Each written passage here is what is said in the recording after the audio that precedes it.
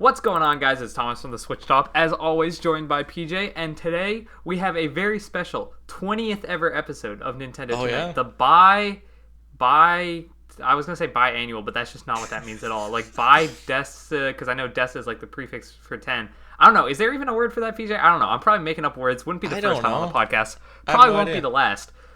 We got a lot of interesting stuff to talk about today. A lot of rumors. These last couple of podcasts have been pretty rumor-centric, but, I mean, there's just a lot to talk about. Recently, we got some crazy leaks for games you're either going to love or hate. You're either going to love to love or love to hate. It's going to be the Sinnoh remakes.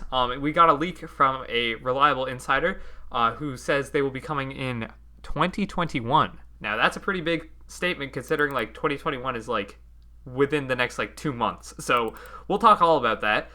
Then we got this different leaker who, at least in my opinion, is a bit less credible, given that I just don't really know their track record at all. But supposedly they were right on some things in the past, pretty much saying they know the majority of Nintendo's 2021. And that's just, even if it's not true, it's just going to be interesting to talk about, considering they're saying they know, the majority of Nintendo's 2021. That's a pretty bold thing to say, especially in November of 2020.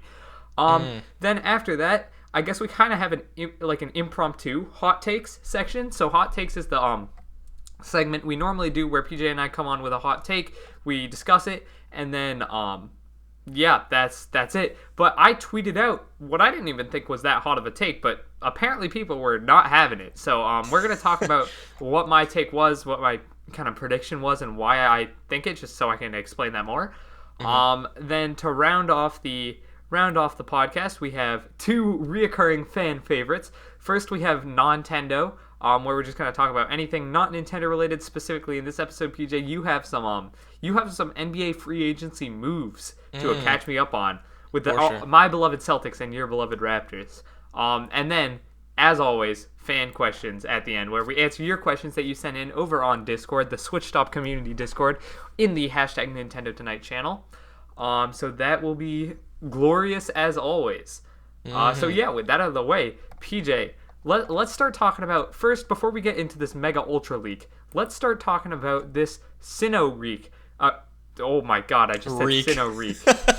It reeks of being, unfortunately, maybe not real. I mean, who knows? We're not 100% sure. Out of leaks, there's there are some leaks that it's come on, really? You're expecting us to believe this, but then there are some that are hey, this is actually pretty realistic. I would say this errs on the side of realistic. I mean, it's not. I hope so. It's not crazy to suspect we'll get new mainline Pokemon games next year, 2021, considering we didn't get a mainline Pokemon game this year. Instead, Game Freak opted to release the Crown Tundra and the Isle of Armor in the Pokemon Sword and Shield expansion pass. So, what a great game that one was, yeah. Oh, yeah. What a glorious title. Although neither of us really played the DLC, so I guess we can't specifically talk about that, but I mean, yeah. Yikes. So this is coming in from Kelios FR, which I assume stands for France, because this guy speaks French. I remember I follow him on Twitter because he did leak the July Nintendo Direct Mini Partner Showcase. Now this guy, and I think he ended up going private because he got a ton of hate because he said it was going to be a Direct and it ended up being a Direct Mini Partner Showcase. But he was right about a whole lot of stuff, and he literally pinpointed the date. It was just not the exact type of showcase he expected, but he still clearly had some sort of insight because he was predicting it on a day that no one else was. So I'm very, very, skeptical? I don't know what the word is. Not skeptical. The opposite. I'm very willing to believe this. So I guess I'll just get right on into what it is. So essentially, according to him, he says we're going to have 4 Pokemon games next year. Now, one of these games, I guess 2 of these games we already know. One of these games is kind of confirmed, but they were a little sus in the way they announced it. And one of them is the big money. The big money, PJ. Oh, the big money, Sinnoh for remix sure. That, is what you're hoping for. So these games are Pokemon Unite, which is that League of Legends MOBA mobile/Switch game. I don't know. It'll be some people's thing. I'll try it because I think it's going to be free to play, but I'm just kind of pushing that away. Then we got new Pokemon Snap. That game looked gorgeous when we saw it. Yes, it did. And that was like almost a year ago at this point. So I'm perfectly fine with that. Yeah, they've had a substantial amount of time to work on it. I'm just extremely looking forward to it. It's made by Bandai Namco, which is such a smart idea that, it's not Game Freak working on it. Not only because Game Freak has not really proven themselves to be that capable of handling stuff like good graphics, which is extremely important for a photography game. And also it gives them more time to work on the other titles that they're working on. Speaking of which, Detective Pikachu 2. Now, I remember this was like in 2018, I think, or maybe 2019, I don't remember exactly. I think it was 2019, actually. Back in the presentation where they announced Pokemon Sleep. You remember that? The absolute gem that just never came out yet? Mm-hmm. Yeah, so they announced that, and they also, I remember, maybe it was a different presentation, but it was like the same style. They announced Detective Pikachu 2. But they didn't actually say it like that. They said, we're continuing the Detective Pikachu story on Switch. So some people took that to mean a sequel. Some people took that to be, they're just going to do a remake. Some people took that to be like a port. Some people thought it would be a tie-in game with the movie that they were releasing around that time. That obviously is off the table. But to see Centro Pokemon Leaks, who is translating this from Kelios, say directly Detective Pikachu 2, that's pretty good for fans of that series. I actually did play the first game, but it was a bit like childish, I guess, for me. It was kind of just like a point and click adventure game. But hey, I mean, for those who like it, I know my 7-year-old cousin who is just absolutely in love with Pokemon right now. I know if he ever, he doesn't have a Switch, but if he got a Switch, he would like that game. So, yeah. And then, obviously the crown jewel, not the Crown Tundra, but the crown jewel, the main series remake, which they're saying it's a remake of a main series game. Technically, I guess it could be another Let's Go. Don't shoot the messenger. I'm just saying that, PJ. But I don't think that's what anyone thinks it is. We've also just gotten plenty of other rumors about Sinnoh, and it lines up so perfectly that part of me almost wants to say it's like 99% confirmed. Like, I don't know what other rumors we could get besides them actually straight up confirming it. So let me know your thoughts on this, because I know you're the Sinnoh man. So just take this rant and just I'm gonna let you have the mic for a minute. For sure, dude. I mean, honestly, I kind of hope that it's real, and I kind of hope it's fake. Like that, like it's both sided. Like, I'm on the fence about it. Like, I'm just really afraid for what they're gonna do because of how I feel about Sword and Shield and that entire debacle, as we know. Yeah. I mean, I just hope that the game is optimized and everything. It doesn't feel like laggy and garbage, and they don't like skew the story up too much, because that's surprisingly one thing I really like about like Gen 4 games and Pokemon games just in general. When people just kind of skip over that, like the story, I do pay attention to it, unlike other people. So, yeah, I mean, just like a stable story would be great as well, just to retain that. Some stable FPS, that'd be beautiful as well. And if we have some like legendary events, kind of like, like if they implemented like a Darkrai event or like an Arceus event in that game, that'd be really cool. But I would love to see it as soon as possible. But at the same time, I want them to take their time with the game and not just like push it out right away, which is what I think kind of went wrong with Sword and Shield. It just like came out way too quick. Like, I feel like this expansion, like the Crown Tundra and everything, it felt like it should have been base game almost. So it's I'm a little skeptical on it. I almost hope for a Let's Go game, even though I really dislike that series as well. But that would just be kind of a shoe-in for like the Sinnoh remakes coming out 2021. Or the Sinnoh remakes coming out in 2022, but we'll see. But I'm definitely on the fence about it. But I want the game to be good, so whatever that entails, that's what I want, I suppose, right? Yeah, I mean, I get that 100%. It's like that sort of scenario where I remember I felt this way with 3D World for a substantial amount of time. I was like, I want them to release it, but I don't want them to rush it. So it's right. like, it's kind of that dichotomy. I want to ask you, though, I have a couple of questions. I'll kind of take an interviewer role, because I know, once again, this is just such a big game for you. I mean, it's essentially your 3D World. Oh, yes, 100%. Graphically, what would they have to do? Let's assume that this game runs at a stable frame rate. Let's assume it hits 45 frames per second the entire time, which is stable for the Switch. Yeah. What? Which is sad, but it is what it is. I mean, it's a handheld, so. Yeah. What game graphically, comparatively, would it have to kind of match to satisfy you? So obviously, I'm assuming Sword and Shield, that would like kind of be a disappointment, right? I don't know if you've seen like Xenoblade. Would you want like that, more of a graphical style like that? Would you want something like Breath of the Wild, where it's like a vast open, like the draw distances are huge, with that kind of cell shaded? Like what would be your ideal? Like the trailer comes out and your jaws dropped. You're like, yes, this is what I want. I think like maybe like hot take here, like I really didn't mind the graphics in Sword and Shield itself, which sounds very strange considering how much hate I give it. But the huge issue for me was like the textures itself, like the quality of the textures itself, like it was just like really smoothed over. It really wasn't like detailed or anything. Like, you know, like like laggy snow, laggy rain. You know, if you speed up on your bike, like that happens. So like I just want a smooth game, and if it like if the Sinnoh remakes look like Sword and Shield, like I'm fine with that. Just stabilize it, and if that means that I have to buy a Switch Pro, because I think that's coming out in 2021. I mean, if that means I have to buy a Switch Pro, then that's, you know, that's what it takes. But I really didn't have a problem with like the art style overall and like just Sword and Shield's graphics, to be quite honest with you.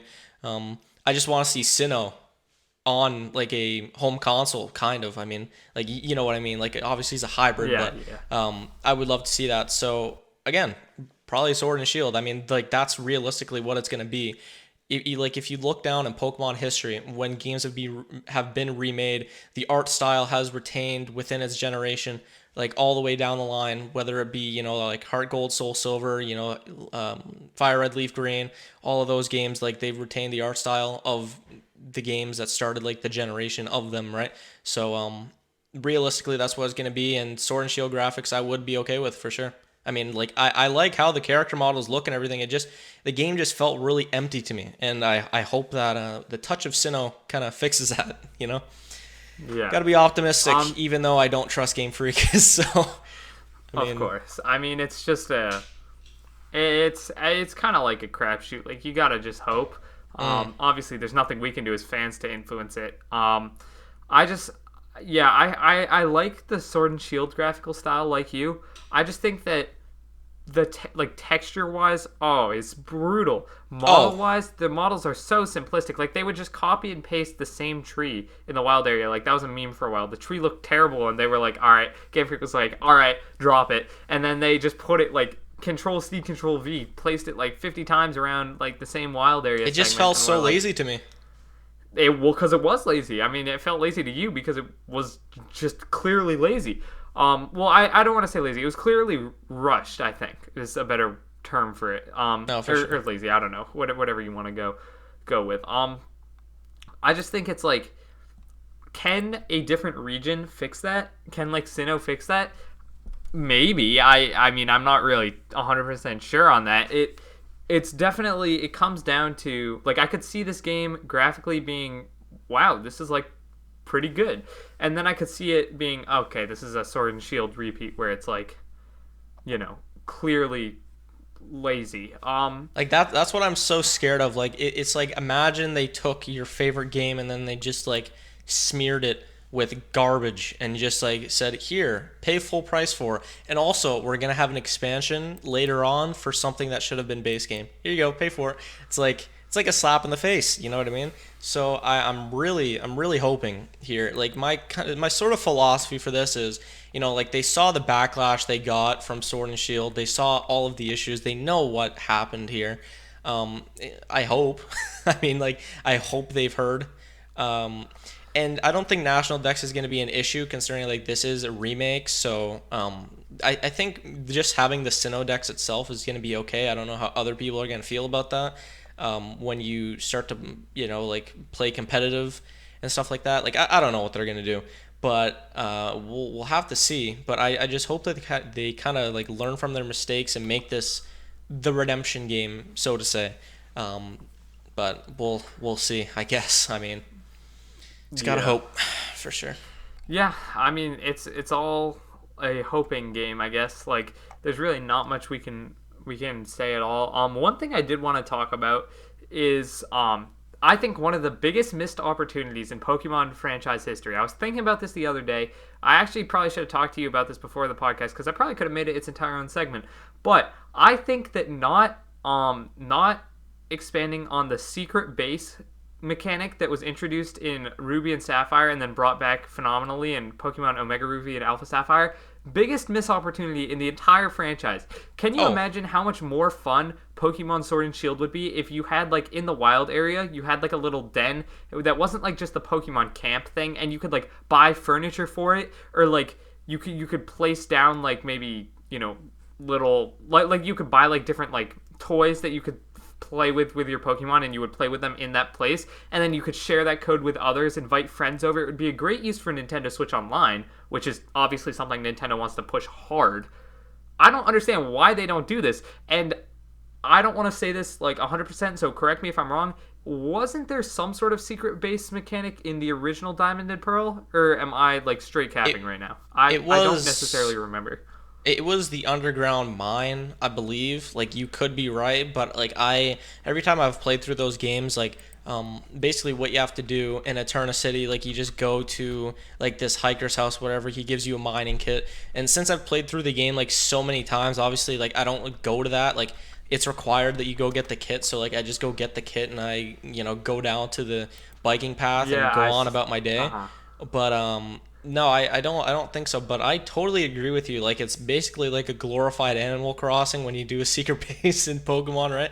Like, another missed opportunity. Like, it just had so much more potential, and like the overall body of work here from Sword and Shield was disappointing. Whether you're like new to the series, like I've seen people on Twitter like at me and say like, should I buy Sword and Shield? Like, I've never played a Pokemon game before, and like I've heard you talk about it, and like I don't think I really want to buy it. And I was like, no, like you should buy it, because like I've just played through all of the other games, and I have like that sort of knowledge that you don't, because like it's normally like younger people who are asking me, right?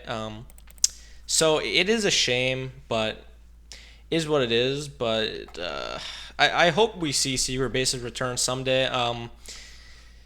Yeah, I mean, I totally agree with you, though. Definite missed opportunity, along with so many other things in this morbid franchise. No, I'm kidding, but no, but yeah, no, I mean, it is possible for them to come back, though. So that was my point. Is that I see that on the Pokemon.fandom.com, the wiki. Secret bases are a hideout where you can rest, resupply, obviously all that. They first appeared in Pokemon Ruby and Sapphire Gen 3, as I said. Then they were also in Gen 4, as you said, after grabbing the Digger Drill from the old man in Eterna City. Then you can trade spheres for more Digger Drills in the Sinnoh Underground.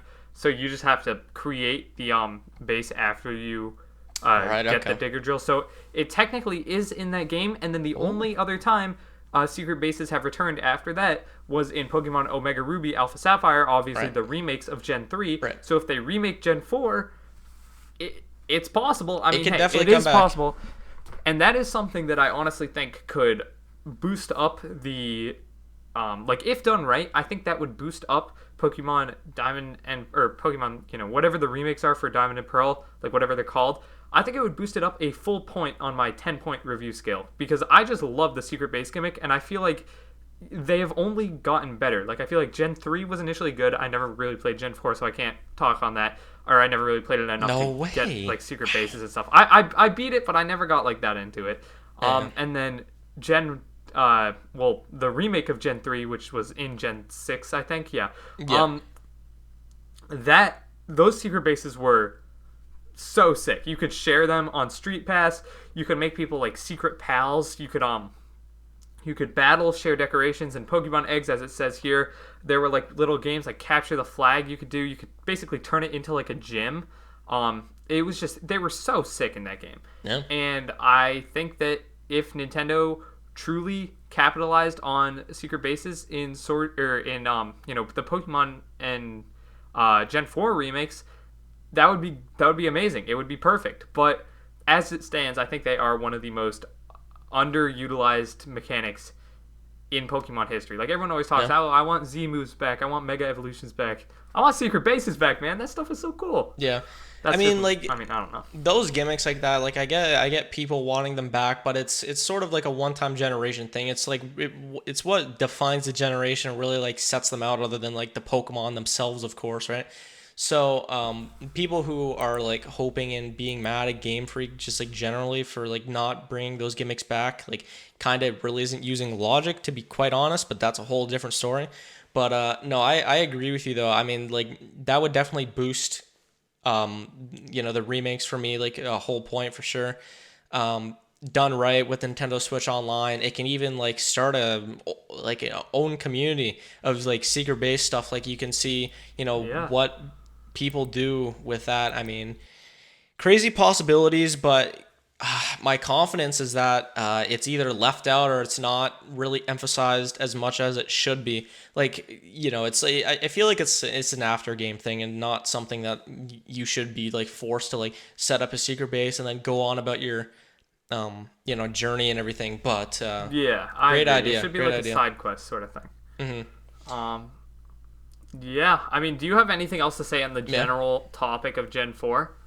Or the Not Gen remakes? 4, but we can talk about Let's Go Johto a little bit because That's a good idea, yeah. because we said main series remake. I'm just gonna say this about like a Let's Go Johto possibility. Like I'm really not into that. I mean, like I don't like the Let's Go series itself. Like we all know this by now. But what I really struggle with is like Gen 1 has been remade like 1,000 times. Like we know this, but like we talked about this in another episode where like Pokemon is in such like a weird state. Like they make like a new generation games and then they have like a remake and then they have the remake of the remake in the engine of the new generation game, if that makes sense. So it's like it's such a mess and I just like struggle with that entire situation to be honest. But I mean, Let's Go Johto itself, I feel like they would leave out Kanto, which is something that really like sets out the Johto games itself. Like Heart Gold and Soul Silver is as great as it is because Kanto is in that game as well, so it just adds to the experience. But I feel like they leave Kanto out and then just have this game. It's like, here, have this filler game while we do the Gen 4 remakes, and they may not be good. So just give us your money, and then we're gonna screw you over the next year again. So like that's just how I feel about it. I've seen people speculate that it's gonna be Pokemon Crystal because since the Gold and Silver games have been overdone so much, maybe they explore that Pokemon Crystal storyline, which would be kind of interesting. But if they go to like Gold and Silver and they like go over that entire thing again, I'm just gonna be really frustrated. But like the most logical way to go with those games though is definitely like a Let's Go Crystal. Like it's not gonna be called that, but you know what I mean. So to explore that storyline, which is really really old, and I'm a little foggy on it as well. But it's Game Boy Color, which no one from this generation is going to like play or have, right? So interesting stuff for sure. We're gonna have to see what they do. But what do you think of that idea of like them exploring like the Crystal storyline? Because as I've said, like they did the Gold and Silver games, they remade the Gold and Silver games again, and now there's a possibility of them going down the second remake line with Johto. So what do you think? I think that's just it. It's just such a bizarre thing. I mean, as you Agreed. said, they have the main series game, that the main series line of games, then the remake line of games, then the Let's Go line of games, which is essentially a different type of remake. So, like, I don't even know what to say. I think I personally would not be disappointed at all with a Let's Go Johto. Just because I want that Let's Go Hoenn so bad, because I'm a Hoenn fanboy. I just want that Because game yeah, like the that would be 3DS so remakes sick. weren't enough. I get it. Yeah. Yeah. Well, I just want them on the Switch. Like, I just want to be able to play it on I the get it. TV Yeah. in the same way that you want Sinnoh. But as a like outsider looking in, that is just so dumb if they make Let's Go Johto, because Let's Go, I've played probably more of Let's Go Pikachu than I've played of Pokemon Shield. I don't Good know choice. why that is. I just probably have. I just that like the Let's Go games are so bare bones. They're the absolute bare minimum of what Yeah. a Pokemon game should be. Like, I honestly believe that the Pokemon Let's Go Pikachu game was originally intended for 3DS, and it's not like they switched over halfway through development. Like, they switched it, like, within the last year or so. Because that game just looks like a 3DS game that they just went, boop, and then it made it, like, transformed to HD. I never thought of it like that. Yeah, I never thought of it like that. Wow. It is so unbelievably 3DS-like. Okay, There's hot not take, a single though. thing about that game. Yeah. Hot take, though, I think they should have done that on the 3DS instead of Ultra Sun and Ultra Moon. Take that how you will, but I mean, yeah, I get that. I think that actually does kind of make sense if you consider that the 3DS right now, the only generation that you cannot plug a cartridge in to the 3DS and play is Gen 1.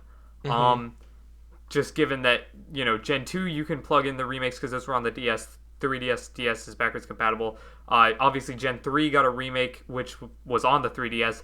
Gen 4, DS, everything else is obviously either the DS or the 3DS itself. Right. I just think it's bizarre. It's a very bizarre situation to have where they have these 3 remakes going on right now. I understand why they're doing it, because they want to capitalize on that huge population that got into Pokemon Go and try and convert them into main series fans.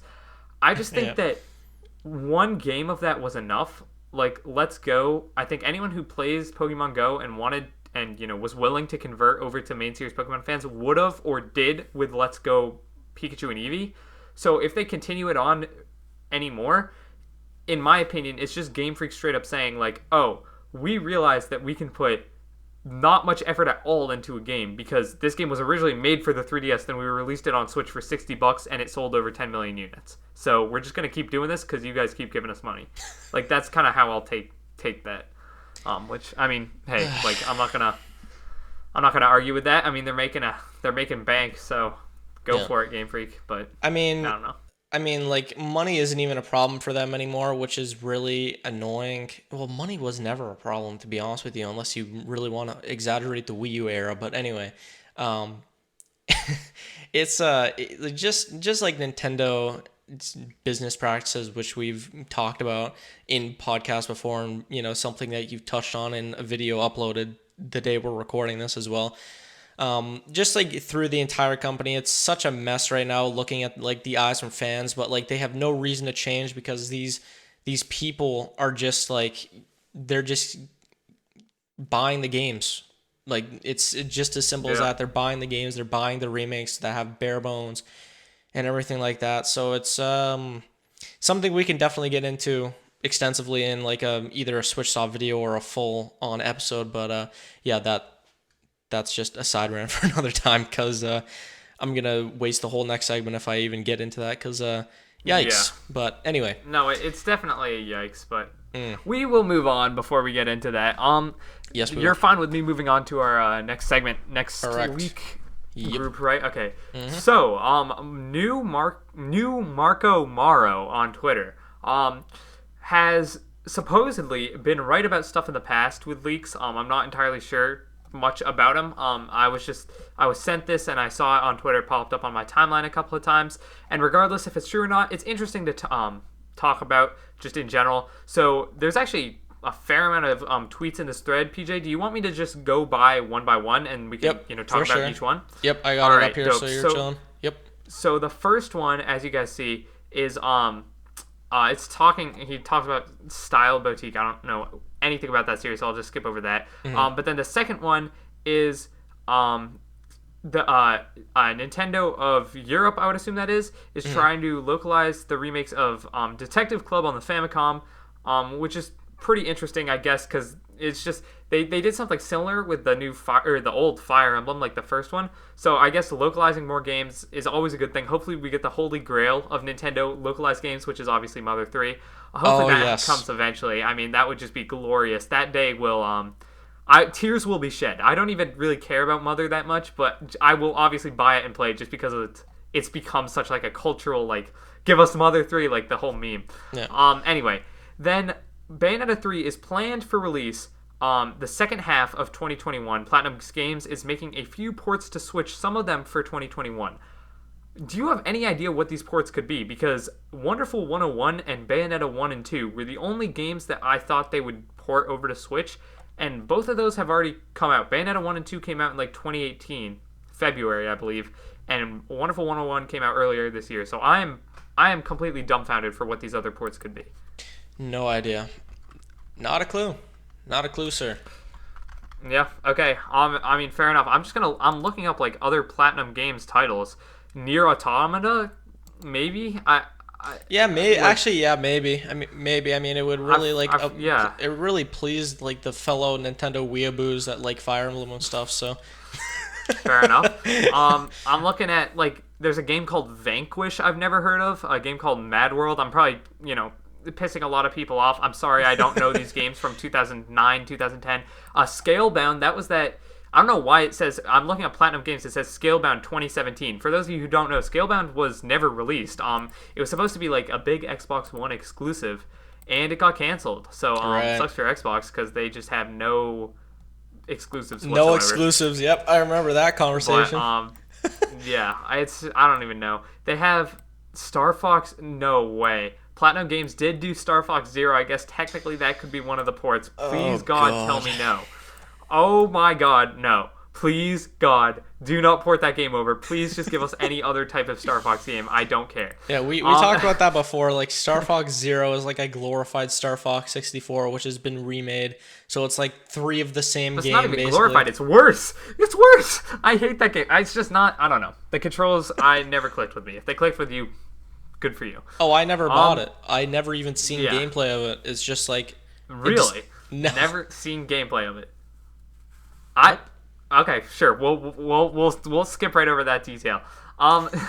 Supposedly, according to this man's, next up he says a new Pikmin game should be shown in 2021. That surprises me. I feel like they would wait a bit more to see how Pikmin 3 Deluxe did, but I guess Nintendo doesn't have to wait for Nintendo to release the sales data, like we do, because we don't know if Pikmin 3 Deluxe is doing that well right now because Nintendo hasn't released the sales data, but obviously they know the sales data before they release it to the public, so I guess, sure, they know this stuff.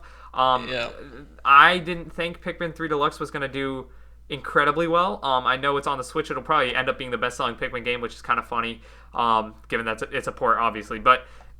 Sure, like I don't know much about that. I'm happy for Pikmin fans though because they have just been getting teased about that Pikmin 4 Deluxe or Pikmin 4 situation from like back in 2015.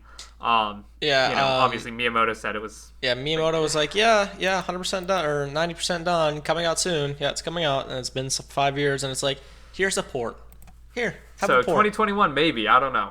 We'll see what happens. That would just sound so insane to me though, considering that like Pikmin 3 Deluxe just came out, and they're already doing Pikmin 4. Like, why? Yeah, that's why I'm a bit confused. I mean, it says shown in 2021, so maybe it releases 2022.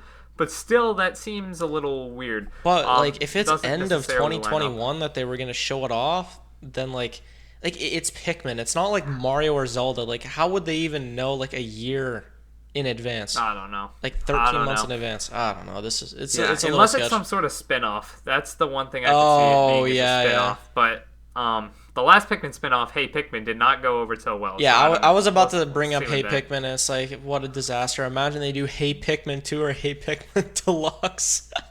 Oh my goodness. What a disaster. I don't even want to think about it. Next up on that same tweet, we got Kirby's next big game is promising and looking to release next year. Now, I've heard rumors about this. I've heard like little tidbits about this just from talking to various people. Supposedly, the next Kirby game is going to be pretty big, so I can kind of corroborate that. Kirby Air Ride 2? Supposedly, I don't think so. Yeah. It's supposed to be the next like mainline Kirby, but I have just heard general talkings about, and there have been some rumors about the next one being 3D. So I'm just look out for that. That's pretty interesting. It just could be a 3D Kirby because we've never really gotten one that's like fully 3D before, and that just seems like the next way for the franchise to go. Now, this next section, PJ, this is my dream come true. Like literally, I can see that. Like praise to the gods. Mm-hmm. Donkey Kong Country 6, one of the absolute highest like requested games by me. A new Donkey Kong Country. I love that franchise more than anything else.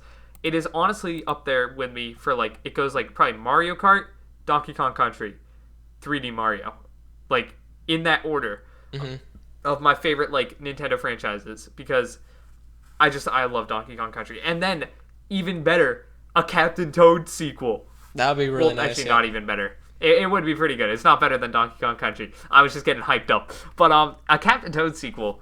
I mean, Captain Toad is essentially a sequel to 3D World. It's like a spin-off, spiritual successors type thing. So the fact that we're getting a Captain Toad sequel before a 3D World sequel, a little bit rubs me the wrong way. But we are getting Bowser's Fury, so I'm gonna let that slide, Nintendo. And I will let you guys give us that Captain Toad sequel, because the special episode, which was DLC for Captain Toad ported to the Switch, that was very nice. That was, in my opinion, some of the best levels in that game. So it goes to show that they're not out of ideas. They could make a sequel, and I would love it. I would really, really love it. I mean, it would fit as well. I mean, like you said, like we're getting 3D World and Bowser's Fury next year. So for them to also do Captain Toad, it'd be kind of fitting. So I think that's pretty nice. Donkey Kong Country, that's a pretty nice addition as well. Like obviously, assuming this is real, because Tropical Freeze and all of the Funky Kong memes are getting a little old. So I mean, we need a new game for sure. Donkey Kong Country has been slowly, fully releasing on Nintendo Switch Online, which actually is pretty fun. Never played those games before. Just an aside. I love them. They're very so good. Very good. And it's aged pretty well actually. Like the movement's like so satisfying in that game. But new Donkey Kong Country should be exciting. Hot take. I will save this for a hot take segment, so let's not debate it now. I think Donkey Kong Country is a better overall franchise. If you take every game and average the quality, overall 100% better than 2D Mario. I'll just say that. Yeah, I think that's true, but we'll save that for a hot take segment. It's like my Banjo-Kazooie is better than Mario 64 take. It's like that sort of like sounds crazy, but if you think about it, I don't think it's that crazy. Anyway, then in that same tweet, Marco Maro says a few new IP are being affected by COVID, making the pushback for development 6 to 10 months. Now that makes sense, to me at least. I feel like probably the most difficult part of COVID and working from home, which was a pretty big part for Japan for a while, is kind of that more creative aspect. Of course, you can code from home. That's not super difficult, provided you have the equipment. Creatively, though, I feel like working from home is probably pretty stifling. Just like getting into a call rather than all sitting around a table sharing ideas. I feel like that definitely makes sense as to why those new IP would be pushed back. I'm just a bit confused why he says few new IP. Like, could we get multiple new? Because the last big Nintendo new IP was ARMS, and that was 2017. So the fact that we would be getting multiple relatively soon, around 2022 to 2023.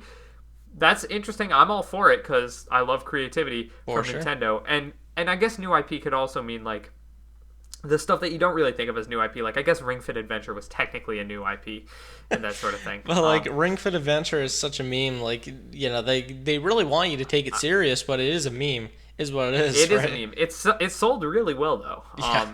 It was an incredible success for Nintendo. Yeah. I mean, Ring Fit Adventure. There you have it. What was that one segment that you went on, Ring Fit Adventure again? Actually getting fit or whatever? I started talking about how, because some people were talking about in the comments at one point how like they were gonna get swole playing Ring Fit Adventure. Right. I don't remember. And I felt obligated to inform people that you have to do other stuff. You can't just play a video game and get swole. Like that's not how it works. Yeah. So I went on like a tangent about how like you actually have to like do other stuff too, but whatever. Next up we got supposedly there was a Wario Land Virtual Boy remake project which is now dead, and the Wario Land franchise is now back with Good Feel, the development studio of Yoshi's Woolly World and Yoshi's Crafted World, and they should have a game in early production for the Switch. Hey, that's fine. Early production means probably 2023-ish, but I'm still chilling with that. And Wario Land Shake HD, or Wario Land Shake It, I think is what that game is actually called, HD, for the Switch is on the table. Sure, fine. I never really played Wario Land. I'm more of a WarioWare guy myself, but yeah, fine. I don't have much to say about that. People have been talking about wanting like either a new Wario Land or like WarioWare, so even for this to be talked about, I think is pretty cool. Guess we'll have to see. I've never really been into like Wario games, but I mean, it should be pretty exciting. Just expands that Switch catalog even more with Mario spin-offs. Like it really is a little congested right now with all like the 3D Mario stuff, which I'm not complaining about, but just some diversity and in the games, of course. So should be exciting to see that. That's like one of the ones on this list that like actually kind of interests me because it's just like it hasn't been talked about in so long. It's like if F-Zero were to come back, right? Like something of that magnitude. Yeah, it would be very interesting to see a kind of a big franchise comeback. Speaking of big franchise comeback, Metroid, another 2D Metroid, is supposedly mostly done and just waiting to be announced. Game development started late 2017, which makes sense because that would be right after Metroid Samus Returns, the Metroid 2 remake on the 3DS. It was supposedly meant to be a cross-release between 3DS and Switch, but in 2018, Nintendo shut down any remaining 3DS projects. That, once again, makes sense with the timeline of stuff we know. It was supposed to be announced this year, but COVID makes things slow down. Of course, statement of the year, COVID makes things slow down. And it's going to be released within the first half of 2021 if there's no more delays. That sounds pretty exciting to me. It could be, we could be in a situation where it's like announced in a January Direct, releases in June. We could be in a situation like Origami King where it's announced in a random tweet and then releases a month later. So we don't really know with that. Hopefully it's in a Direct because I don't want Directs to die. But as long as like, that's a whole other topic. Yeah, it is. We got to get into that one day, talking about death of Nintendo Directs. That's actually a banger video title. The death of Nintendo Directs. Yo, you're leaking, dude. Relax. Might be cooking something up. Might have to cook that up in the future. Yeah, anyway, but the Metroid 2D. Sorry to interrupt, but Metroid 2D. We talked about that a little bit last episode because that Samus Returns leak by Nintendo, basically. So this is phrased like it's a new game, so I guess that wouldn't be a remake. So I don't know what that screenshot even is. Maybe this guy is like confused because like, I mean, he did say it was like cross-release between 3DS and Switch, so maybe? I don't know. I mean, maybe it's Samus Returns, maybe it's something new. It's not anymore is what he was saying. Right, okay. It's no longer a 3DS cross-release, so I don't know what it could be. Yeah, I don't know. I mean, we've heard 2D Metro, like new 2D Metroid game rumors for like so many years now, and we've never like actually seen anything. So like this doesn't really surprise me. Again, would like to see that, but Metroid has a lot of stuff going on. Like I've kind of talked like the Prime trilogy into existence, even though we've heard nothing about it. I mean, it just makes sense, right? I mean, like I would have to think they bring that to Switch, right? Like, it only makes sense before you put out Prime 4. Like, I like, if Retro says that they're, like, nearing the end of development for Prime 4, like, I feel like that's when you probably put out Prime Trilogy and then be like, okay, so here you go. Wink, wink. Prime 4 is coming soon, but we're not going to say anything. So play this, be informed, and then next year we put it out or whatever. So Metroid actually has a lot of stuff going for them. So exciting to see what they're going to do here. Yeah. As you, I mean, kind of just alluded to, Metroid Prime Collection, supposedly it's on hold and waiting for the fourth installment to release. Makes sense. Within a year of each other, and supposedly Metroid Prime 4 is aiming for 2022. Not really much we can discuss there. We've already talked about Metroid Prime in past episodes. That makes sense. Now here's something I do want to talk about. WarioWare is supposedly mostly finished. And it'll be in an early 2021 release. As I said previously when talking about Wario Land, I'm a pretty big WarioWare fan. I like that style of kind of burst gameplay. So I'm looking forward to that. Supposedly there's also a Fire Emblem remake, and speaking of remakes, there is a Paper Mario 64 remake still happening, which makes no sense to me. That just seems absolutely bonkers. It goes against everything we've been told. Like, I don't get it, but hey, I mean, let me hear your thoughts on that, Pete. What really confuses me, I keep hearing these N64 game rumors, and just like the N64 itself, when you think about Nintendo Switch Online, why would they release a Paper Mario 64 remake for full price? It just worries me so much for Nintendo Switch Online. Are they really, really going to stop at NES and SNES? Like, I've been waiting so long for them to expand upon this because I made a tweet the other day. I was like, Nintendo, let's be honest, nobody wants to play these old games anymore. We're sick of it. We want like more recent generation, console games on Nintendo Switch Online, and of course, we're probably never going to get that. Looking at this, obviously take it with a grain of salt, but Paper Mario 64 remake would kind of erase that whole like Nintendo Switch Online for Nintendo 64, because like already we have Super Mario 64 and 3D All-Stars, so that already erases a little bit of it, because like that's the N64's biggest game in my opinion. I mean, it's not really a hot take, it just is. So oh my god, my throat just got so dry. Jesus. No, but Paper Mario 64 though, it would be pretty cool for it to re-release, because the Origami King was not really Prime Paper Mario. Like Prime Paper Mario for sure was 64 and Thousand Year Door. So having that re-release would be sick. I mean, I would love for people to experience that and be kind of compare it to Origami King and be like, wow, this game is so much better. I hope, right? So, Yeah, I mean, if real, that's pretty exciting. But if like this remake is real, I just said real like 1,000 times, but anyway, if it is real, it kind of causes a little bit of a dilemma for Nintendo Switch Online. Like it's just so problematic. Like I don't really know what they're doing here. Like, are they gonna keep two of the biggest like N64 games out of like Nintendo Switch Online, or like make them just like their N64 selves and not like optimized or like any resolution changes? Like, I don't know. It's so weird to me. Again, this is just a leak, but still. No, I agree 100%. The N64 Online has just been, it's a complete random like situation. We're not sure if it's gonna happen. No one really knows except obviously Nintendo. So we'll see what they end up doing.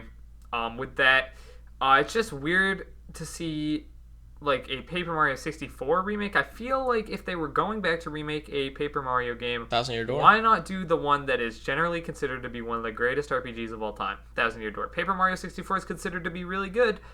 I have not met a single person who prefers it to Thousand Year Door, so I don't know why they would do that unless they're planning on remaking 64 and then Thousand Year Door. I wanted to quickly say, PJ, could you imagine the controversy if they remake Paper Mario 64 and like somehow mess up the battle system?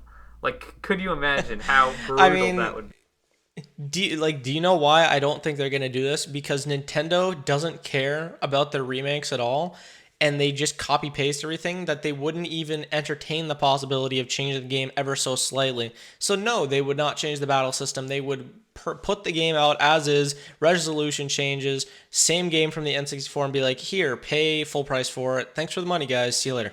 So, I just know for a fact. I could just see the one time they change something, it's the thing that people want to stay the same. Like, that also would not surprise me, just knowing How Nintendo. Funny would that be, though? Biggest troll of all time if they do that. Oh my god. So moving on, next up, Marco says that Intelligent Systems is trying to bring back Advance Wars. Advance Wars, I only ever played the one on the Game Boy Advance. It was pretty fun, it just wasn't for me. I liked it more than Fire Emblem, though, because I could actually get behind the story, because it was like more of like a... We didn't even talk about Fire Emblem, by the way, but it's Fire Emblem. I mean, yeah, don't care. I'm sorry. Do not care in the slightest. Good for you, Fire Emblem. Yeah, I literally do have nothing to say. I just hope they use the Fire Emblem Echoes subtitle, the subtitle of Echoes, because they made Fire Emblem Echoes like its entire, like a brand essentially, and then they only released one game under the Fire Emblem Echoes brand, being Shadows of Valencia, I think it's called, which makes absolutely no sense why you would make like a brand, like it would be like, I can't even think of a good way to describe it. They just created like a whole subtitle of game and then only released one of them for no reason. So yeah, I hope they use just Echoes. That's all I want. Just the title. Name it Echoes and not something stupid like Three Houses. Okay, moving on. We got another Pokemon rumor. This guy says that there's a presentation early next year focusing on new Pokemon Snap, which will come out in the spring. That makes sense. Minor games like Detective Pikachu, and a Pokemon collection in February. We will not talk about the Pokemon collection here because we already had a giant podcast about that. It is episode 19, I believe, so if you want to see our thoughts on said Pokemon collection, go feel free to check it out there. But it took like most of that episode, and I do not want to get into that here because I feel like we will never stop talking. Well, I'm gonna briefly touch on it though. I mean, oh boy, no, like briefly. Get the popcorn, ladies and gentlemen. No, I'm not going on like a 10-minute rant. So, like this whole lineup, like all of this, hearing about this in like one Pokemon presentation, like it really seems like a Pokemon anniversary, which we talked about in that last episode, right?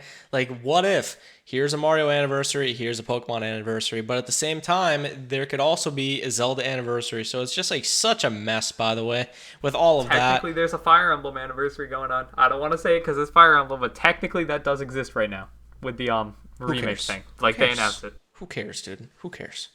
I don't. Bro, I know weebs that. are crying right now. My sister loves Fire Emblem. She's downstairs sobbing. I already know. No question. So yeah, this Pokemon collection in February, I wouldn't be surprised. I would be very disappointed, but like I wouldn't be surprised, I guess. It's just like I'm going to skip over it because again, I can just emulate it like I said last episode, which is what it is. New Pokemon Snap, we knew of that. Detective Pikachu kind of knew of that as well. But Gen 4 remakes and a Let's Go sequel being in the same direct, I kind of struggle with. I feel like that they need to focus on one because normally when they announce a new game, they talk about some aspects of the game. They don't just say, here's the trailer, here's when it comes out, and then here are the starters, goodbye, pre-order, or else. It's like, that doesn't normally happen. So I would be surprised if we saw both. I feel like it's just one or the other. But I'm hoping for Let's Go sequel so that the Gen 4 remakes can be done to the best of its abilities. Let's just say that. Nice way of saying it. I would not be surprised if they did something like they did when they initially announced the Let's Go games, where they go, hey, these are our holiday titles. We are doing Let's Go. Here is what the game is. Here's a bunch of information about it. For you core fans, don't worry. Here's a date for the next game, like 2022. Something like that. I feel like that would probably be their like brightest, the best thing they could do for that. And then last but not least, Marco just quickly touches upon the Zelda Breath of the Wild sequel, which is probably a lot of people's most anticipated game that Nintendo has announced. Is meant to be released alongside the new upgraded Switch. I've said this for a long time. I think that that Breath of the Wild 2 will be going along with that Switch. For sure. The revision is planned for April 2021 if it is not delayed. More Zelda games are also coming in 2021, like both the Zelda games from the Wii U, being Twilight Princess HD and Wind Waker HD, in an HD collection, and a remake for the Oracle games in 2022.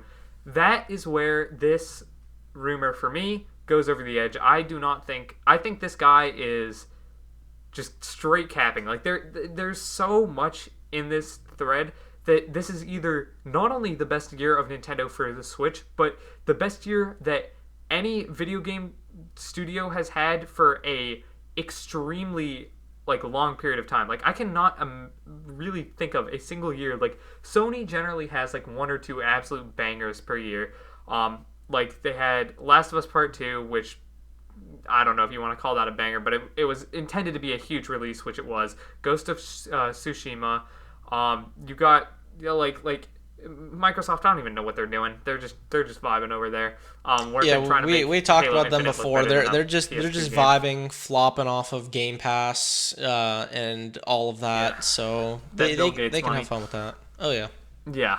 But like, I cannot think like this. Just to briefly sum this up, this guy is saying that Nintendo will launch a upgraded version of their console along with a sequel to a previous Game of the Year title, along with two remakes of games that are generally considered to be some of the greatest games of all time, being Wind Waker and Twilight Princess.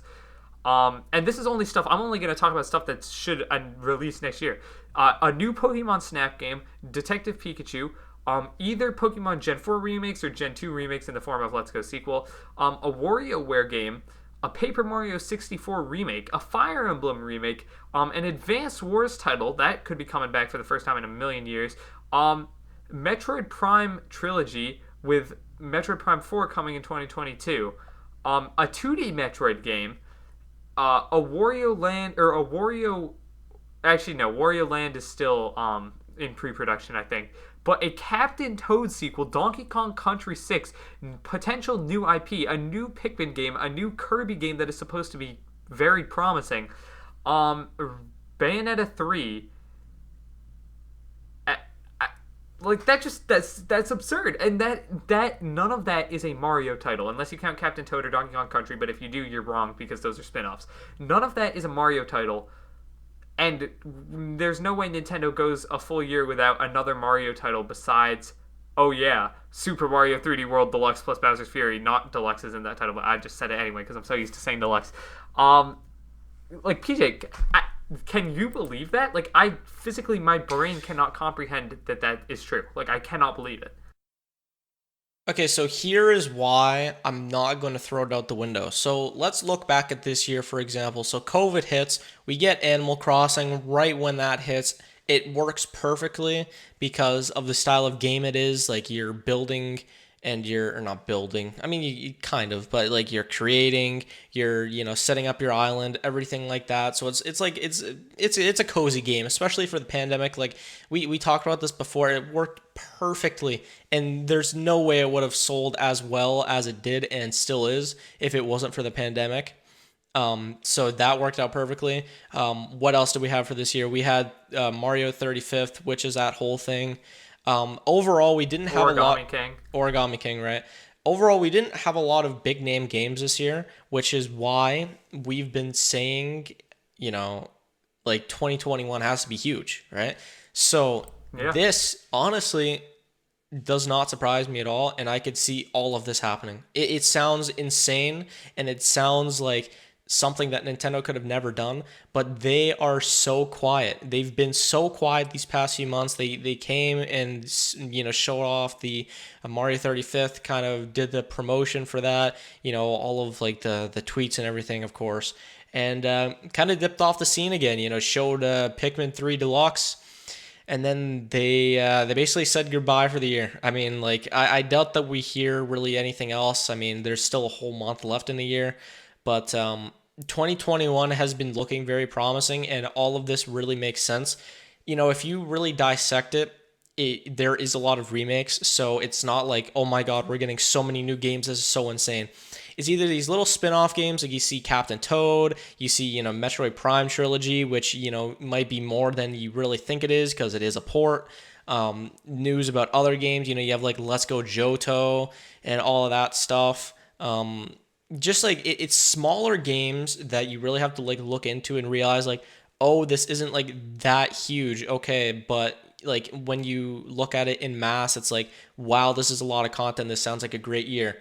So when you said like there's no Mario on here, well, yeah, I mean, of course there's not going to be any Mario on here because we just had the Mario 35th anniversary, right? You're not wrong, yeah. And then we're still getting a new Mario game at the beginning of 2021, right? So that I feel like this year is like, other than the Captain Toad sequel, let's say that we take this grain of salt and we're talking as it's true. This is going to be like an off year for Mario, of course. I've always said this. I expect to see Odyssey 2 winter 2022. So that should be exciting. But yeah, I mean, it's looking very promising here. I mean, Switch Pro, all of this stuff should be really great. I mean, let's hope it's real because this sounds amazing for sure. I think Nintendo is really going to redeem themselves in the eyes of fans. Not going to make the Melee fans happy. They're still going to be crying on Twitter, which is a whole other issue. But I mean, still, at least you're kind of appealing to your community again, which is always good because they kind of had a little disconnect for quite a while. So let's hope that all of this stuff happens and all is right again on Nintendo Twitter because it's a mess. It's a mess for sure. Oh, for sure. Nintendo's been hit hardest, it seemed, by the pandemic as well. So with all of this stuff being kind of kept undercover, I guess until now, and it's still like a leak and it's not like 100% real. We'll have to see, right? I mean, we should expect a direct in February, March. So I am excited, man. I agree. I'm also very excited. I just think that's a bit too much, but who knows? Because I guess it does kind of. They had so much time. Like, think about it. They had like. Yeah. No, you're not wrong. You're not wrong. Like, we've talked about this so many times. Like Sony and Microsoft, we were like, they're making moves. What the hell is Nintendo doing? Like, you remember we said this in so many episodes leading up to the Mario 35th Direct. So I think that they've been doing this. I mean, that's like the optimistic way to look at it. So let's hope that we really get that, and we are pleased by the decisions here, and hopefully they don't screw up Gen 4 remakes and all of that stuff. So I hope you were right. Mm-hmm. I hope you were right. So moving on to a tweet I had. Yes, you did. And we'll touch this one pretty quickly because it's a topic that it's like a hypothetical, so we can talk about it for a while, but there's really not like it's more so the reaction to this. Essentially, Age of Calamity. My opinion was, and I tweeted this out on the 18th of November. Age of Calamity was originally supposed to launch alongside a Nintendo Switch Pro, which would run the game at a stable 60 frames per second, but due to the other consoles and COVID, the Switch Pro got delayed and Age of Calamity released anyway. I don't know if this is actually true. Obviously, that's why it's a hot take. Do I even think it's true? I don't know. I'd say maybe like 30% chance that was Nintendo's original plan. I just think that I was trying to justify the terrible frame rate in my head. Just like, hey, maybe it was supposed to launch alongside a Switch Pro. I don't understand why this was even remotely controversial. I guess my number one mistake was expressing any sort of opinion on Twitter, which is just cardinal sin of the internet. But like people were like, I literally got how DMs dare about you this have an that were opinion? like, How dare you be judgmental towards our holy company Nintendo? How dare you, dude? I don't know. It didn't even make sense because it's not like my opinion was. It's not like I even was saying something that was negative. I was just like, this is what I think Nintendo was going to do before the pandemic, and people were just like, no, like what? I don't even know. They were just not having it. So, yeah, let us know down in the comments below if you're on YouTube, or tweet at us if you're on Spotify, iTunes, or Amazon, or Google, wherever you get your podcast. Does this sound like that outlandish of a take? I don't think it's that far out there, but I want to hear your guys' thoughts.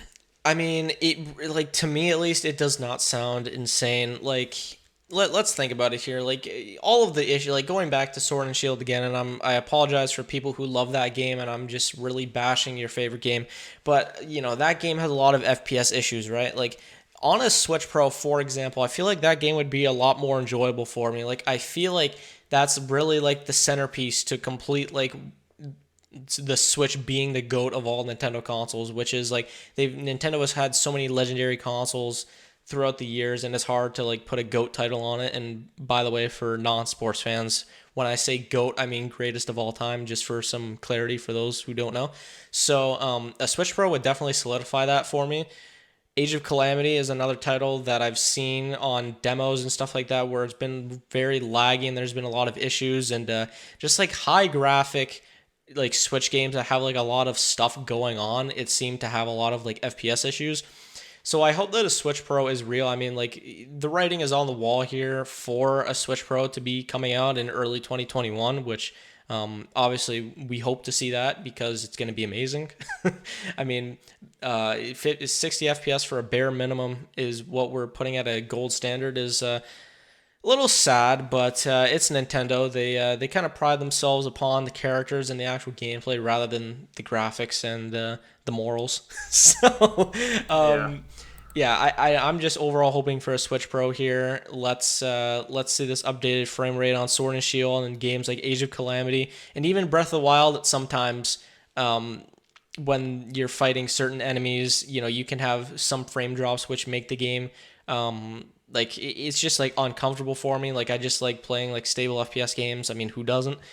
So just stuff like that, right? I mean, you said before, like Breath of the Wild 2, we expect to see like alongside a Switch Pro, like maybe not be a launch title, but be pretty close to it, right? So should be some very exciting stuff. So let's see a Switch Pro and what these games will do on it.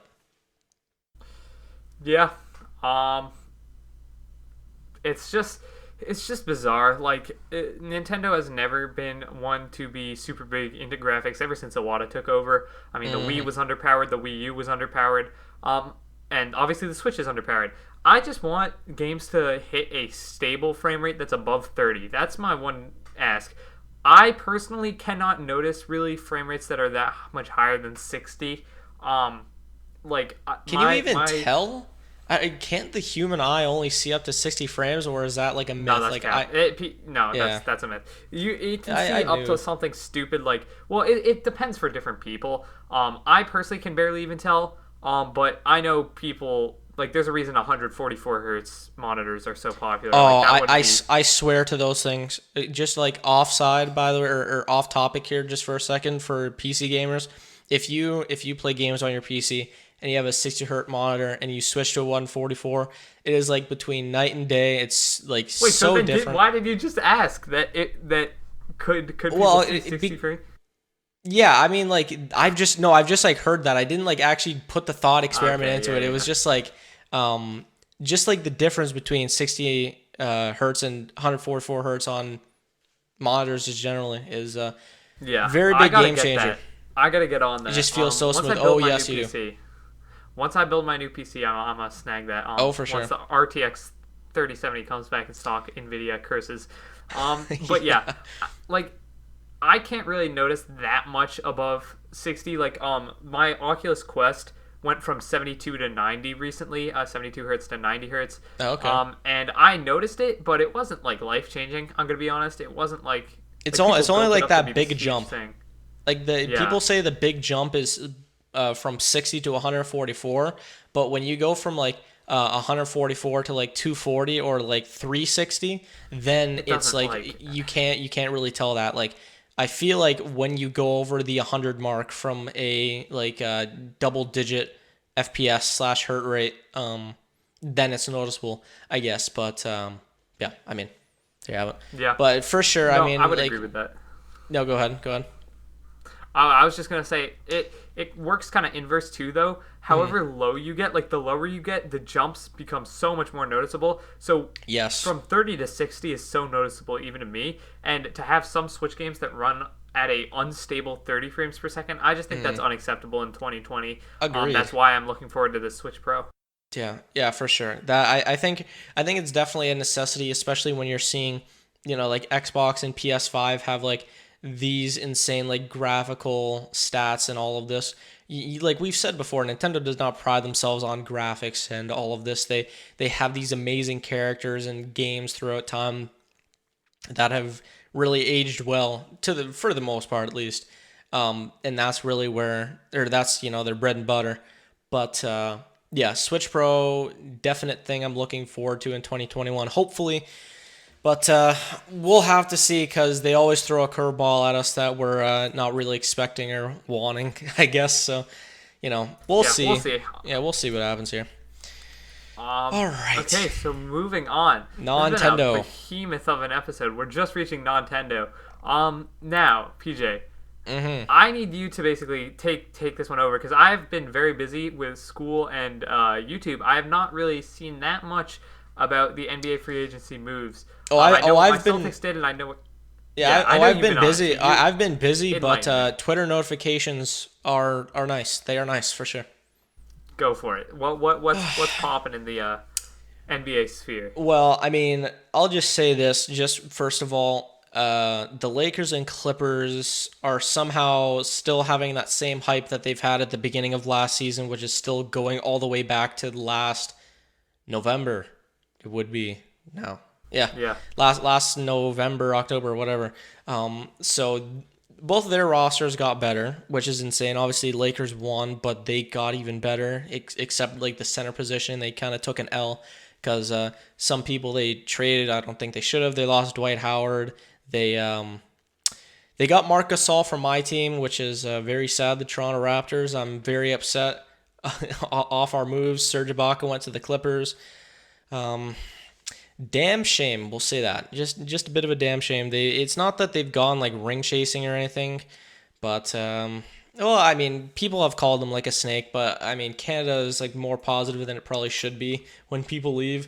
But when it's places like Philly or Boston, then you act like you just like committed a crime when you leave. So yeah, but let me just kind of restructure this. So I think the Lakers and Clippers both got better, so that's the biggest kind of news there.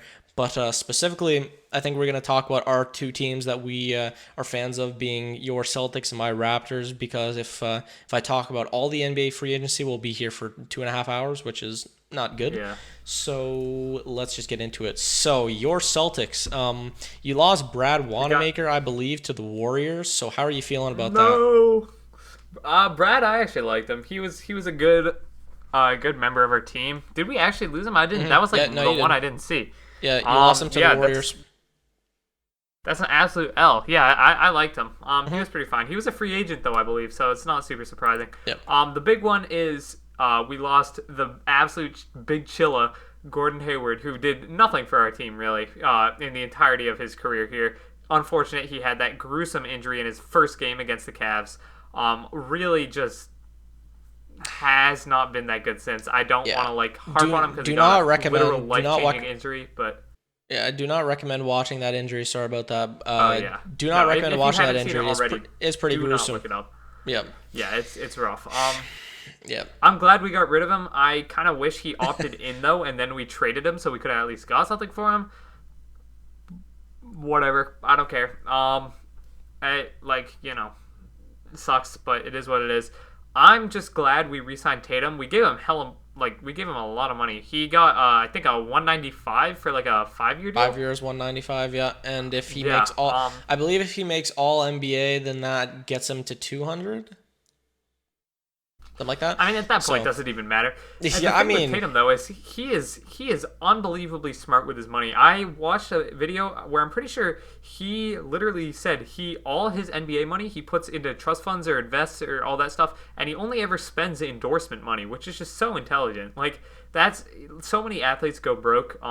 Oh yeah. Just because they spend so much money, they live such a luxurious life that by the time they don't have that crazy income anymore when they retire or get injured or what have you, they cannot afford maintenance on all their expensive cars. They cannot afford property tax on all their mansions, and they go broke.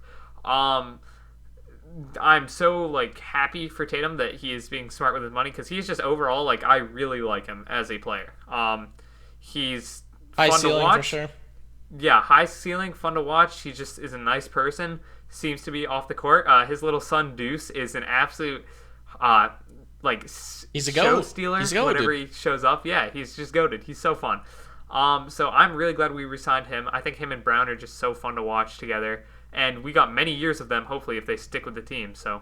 Yeah, that's my thoughts on all the Celtics news. My thoughts on the Celtics, you guys got Tristan Thompson as well, which is some good depth at the center position. I think that he's going to start over Tice because I feel like Tristan Thompson is better defensively, or no, he's a better rebounder. I think Tice might be better defensively, although Tice's defensive stock kind of has risen ever since he kept predicting Siakam's ballerina move. So I mean, it's his spinorama. Yeah, exactly. It really raises your stock when you're going against such a bad player. You know what I mean? It's just bullying.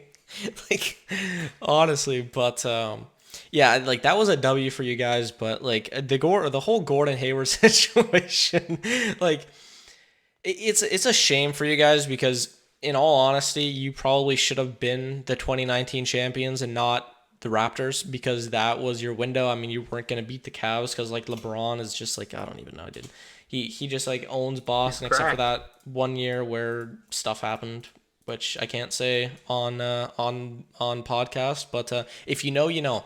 Anyway, the Celtics, I feel in these past few years have kind of failed in the way that they really should have won that championship. The whole Gordon Hayward experiment was terrible.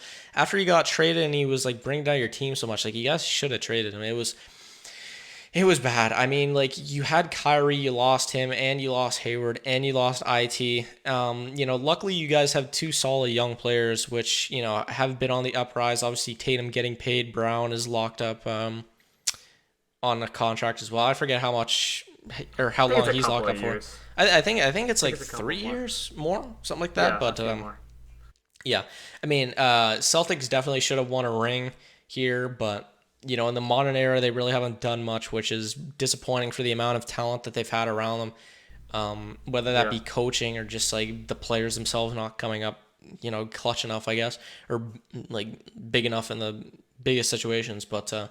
Yeah, a little disappointing, but hopefully your future is looking good. It might be a little bit of time before you really get to the promised land because, KD and Kyrie are going to be there for a little while. See what Philly does there.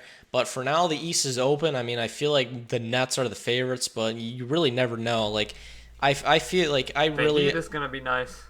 Yeah, I mean, I really like KD. Yeah, I really like KD as a player, even though I don't like his Golden State decision from before. Yeah. But, like I Twitter accounts. Oh yeah, that too.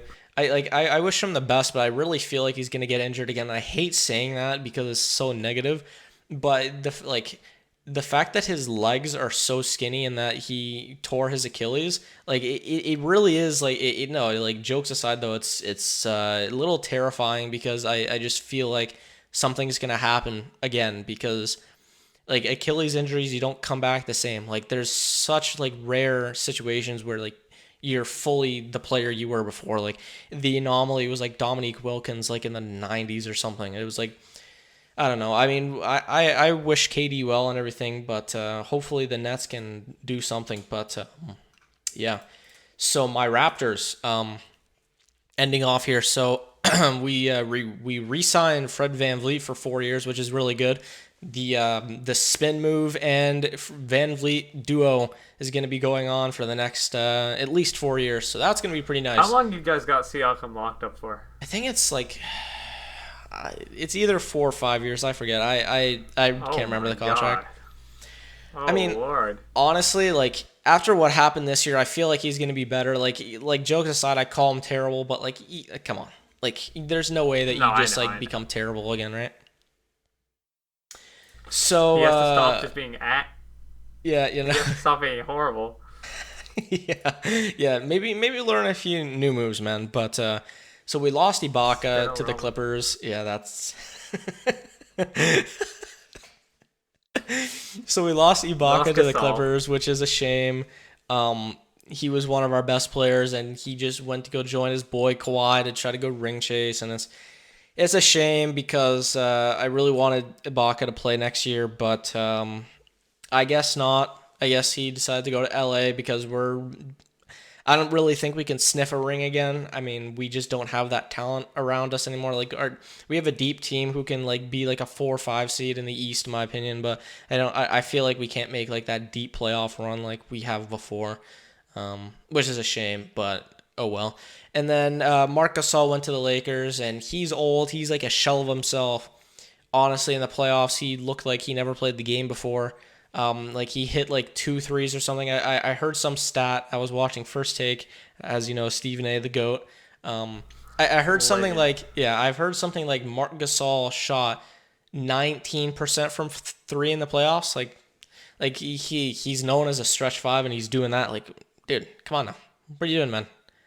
Like, little bit of a struggle. So the Lakers can have fun with that. Mark was a really good player for us, though, in the championship runs. And throughout the regular season until COVID hit, he was really good, but a bit of a shame. So we signed, like, a couple big men. We signed Aaron Baines, which is kind of like, it's like... We had him for a while. He was okay. Yeah, he's just okay. He was a champion with the Spurs, but it wasn't like he was an integral piece or anything. And then we signed this guy like Alex Len or something, which is just like it's a backup center because we already have like a second stringer named Chris Boucher, who was really good, who I think should start but probably won't because we just signed Baines. So we'll see how that goes. But overall, kind of a weird offseason for us. Like, I'm glad that we kept VanVleet, but like losing the 2 big men, especially Ibaka, was kind of a shame. But let's see what happens. I hope our GM Masai can do something, but you definitely have the brighter future than me in terms of our NBA teams because yeah, fair enough. We took some else. I think one of the brightest futures. Just like over the next like 5-6 years, I think Celtics have one of the brightest futures in the league. Yep. Do you like, for NBA fans once again listening, do you guys notice how I didn't say Kemba's name once at all? No, I did not. I did not say Kemba at all. He is just so insignificant, and it's that contract almost looks bad now. It's like it's gonna be like a Hayward V2, except he can actually play and not be injured. So we will see what happens with that. Fingers crossed. Yeah, fingers crossed for sure. We'll see. Anyway, moving on to fan questions. PJ. Yep. You wanna whip some of those out. Yeah, definitely. So fan questions you guys send in on Discord and YouTube comments. So the Switch Stop Discord, sending them in NT-questions. So be sure to keep sending those in. We answer them every single podcast. So obviously keep those up. Comment on YouTube. I will answer a few, or we'll answer a few of those in each episode. We normally try to balance between the two, so it's evened out. So I will make sure that I see all of your questions and all that. So thank you guys for sending in questions, and without further ado, let's get right into it. So question here from Electro TDS from Discord, asking, what do you think overall of the Super Mario 3D All-Stars 1.1.0 update? Now, this is the one that added the the inverted camera and the GameCube controller support for Sunshine. So go ahead, what do you think? I think it's better late than never. I actually recorded a video all about this. I'm not sure if I'm going to upload it. It's pretty much fully edited audio-wise. I'm not sure how much I like it. It's about how it's better late than never, but Nintendo seriously has to stop doing this thing where they wait to update things just because they want to kind of expand the amount of shelf life it has. I can guarantee you that Nintendo had this update ready, a week after the game's release. It should have been on release. It should have been a day after release. Well, it shouldn't have been this long. Yeah, it just took them way too long, and yeah, I mean, better late than never technically, but come on, Nintendo, really? You're adding controller support and it took 2 months? Come on. That's I mean, I feel the same way. I was so confused why they didn't add GameCube controller support when it first happened, because you have a GameCube controller adapter that you have for Smash that you've promoted so much, and you've sold these new GameCube controllers for overpriced, by the way. Why did this take so long, Nintendo? There's no reason that I can even come up with on why this wasn't added. The inverted camera as well, this should be on, just should be on release. So disappointing that they keep doing stuff like this. As you've as you've said, they've done this a couple times where they've just had these games out, and fans have to over complain for these small little things to happen. And then when they do, it's they just won the lottery, and they're like, "Oh my God, Nintendo, thank you, best company ever." It's dude, yeah, we're praising them for doing the absolute bare minimum here. Very disappointing, but I'm glad it's in the game now. At the end of the day, you just got to take it as the positive, though. I mean, it's in the game now, which is nice, but it's very long overdue, which is a little crappy, but got to do exactly what you got to do with Nintendo, and what Nintendo does is cash grab. So there you have it. So next question here from Noah for Life from Discord, asking, will F-Zero ever return as a Nintendo franchise? Yes, in the next Smash Bros. Game. I don't know. I mean, it's one of those franchises that you think it's stupid for them to not make this return. And I feel if there's any time, it is the Switch, because Miyamoto has stated in the past that they are waiting for F-Zero to return. Or he said some stuff they're waiting for a new controller, but that is clearly BS because they didn't do it on the Wii U, and that's as new of a controller as you can get.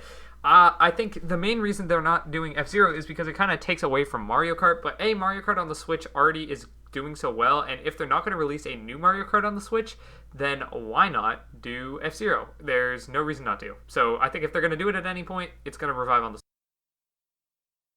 Switch. Yeah. I mean, I really want to see Mario Kart make some sort of new game on the Switch that's not home circuit, of course, or add some sort of new content. I tweeted this out before. I was it really hurts me to see or not hurts me to see, but it almost makes me jealous of hardcore Mario Kart Tour fans, friend of the podcast Kart Live, of course, who we had on before. Mario Kart Tour have all of this great content and new characters added in, all these cool power-ups and all of the good stuff they've done in that game for the series and everything. And then Mario Kart 8 Deluxe just to sit stagnant and not have any added content. I understand that it's a deluxe and the DLC content from the Wii U was added and that was the selling point, but still, man, it hurts to see generally. And I feel they're just not going to do F-Zero anymore because they've kind of killed it, right? I mean, they put Captain Falcon, the Mii costume, and a cart and a couple tracks in Mario Kart 8 Deluxe, right? So I feel like that kind of kills it for me. But at the same time, Captain Falcon as the character is not in the game, so that's a little weird. That gives like a little shining hope, just a little bit. But I really doubt. I feel like Mario Kart is just going to be the way to go there because like Mario Kart is just so much more famous than F-Zero. It almost feels like a waste of time. Like an F-Zero return would be like pretty monumental, but I mean, it's Mario Kart. Like you really can't compete. No, I agree. And you're just like competing against yourself at that point, especially when you put Captain Falcon content in Mario Kart. It's like kind of redundant, man. At that point, at least that's what I think. I agree 100%. All right, it's 100% redundant. Mm-hmm. So next question here from Ethan Mastercrafter asking, nice podcast as always. Asking, will you ever do a live stream podcast? What would you talk about? Now, we have talked about this before. Me and Thomas kind of had a miscommunication for the live episode. It was supposed to be like episode 10 or whatever. But we're going to do a live episode eventually. I'm not going to give episode a definitive... 100. That's a lie. It'll be before that. Yeah. We just like, don't know. We want to do it when everything works. Yeah, I mean, we don't have a definitive date, but it's definitely something that we want to do. I feel like something we would change about it is instead of the live question, or not the question segment, you guys would just type in chat and we'd answer questions, and that would be sort of like a extended segment a little bit. So that would be the thing, and I'm pretty sure we could come up with a bunch of other different segments and stuff that we could kind of put in with like the live format to make it feel more special, right? So for sure, live stream podcast is going to happen eventually. Just we'll keep you guys updated for sure. Yeah. All right, so last question here from Leo from Discord. What are your ideas for Sunshine 2? And this is towards me, but I think we should both answer this because Sunshine 2 is like not like something like Galaxy 3 where it's actually been like speculated. I don't like hot take. I don't think Sunshine 2 should happen. I don't think that.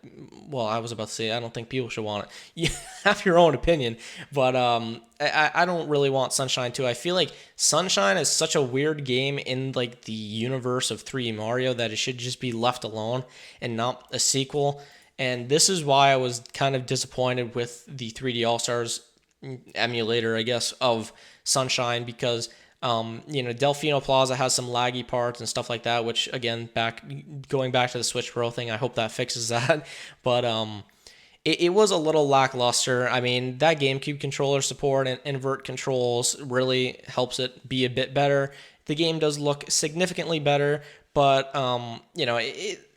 there's a little disappointment. Like I wish they added a blue coin tracker, and that was pretty much the only thing left. But other than that, I can't really find reasons to complain. But I do feel like Sunshine should be left alone as its own game and not really have a sequel like Galaxy or like Odyssey is predicted to be. So, yeah, I mean.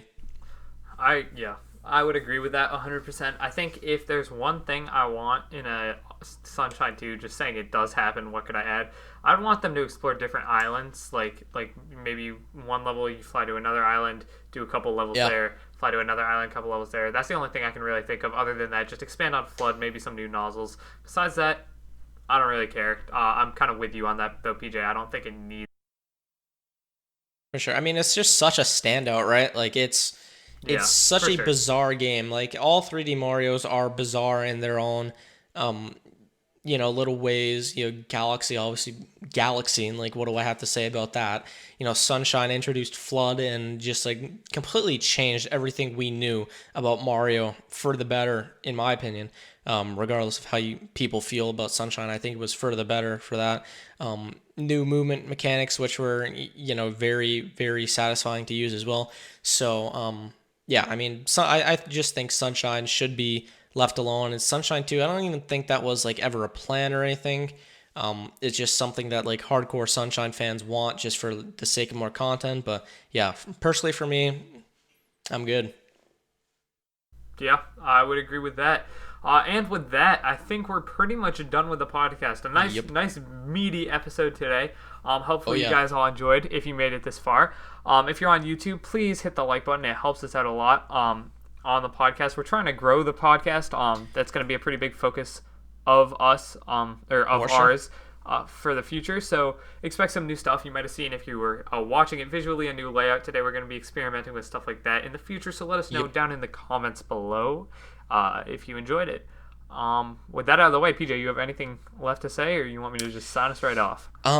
Be sure to follow us on Twitter because we're going to be more active on there. Join the Discord, ask the fan questions, interact with, Switch Stop fans and everything, talk about the podcast. We even have a discussion channel in there for everyone. So that's all good. We're going to be more active with the podcast now because our workload has been significantly lightened, for now at least. Yeah. So that is very nice. So expect more podcast content and all that stuff. Should be pretty enjoyable for you guys. December and going into 2021 is going to be a very exciting time for Nintendo. So be sure to stay tuned here to see what we have to think about all of this unforeseen news pretty soon. Of course. There's just a lot of interesting stuff coming up. So make sure to hit that subscribe button or subscribe to the podcast on like iTunes, I think Spotify, that's how you do it. Apple Podcasts, and Google and Amazon, and all of them. Subscribe on all of them, or just whatever you prefer. With that out of the way, thank you guys all so much for watching, and this was the 20th ever episode of Nintendo Tonight.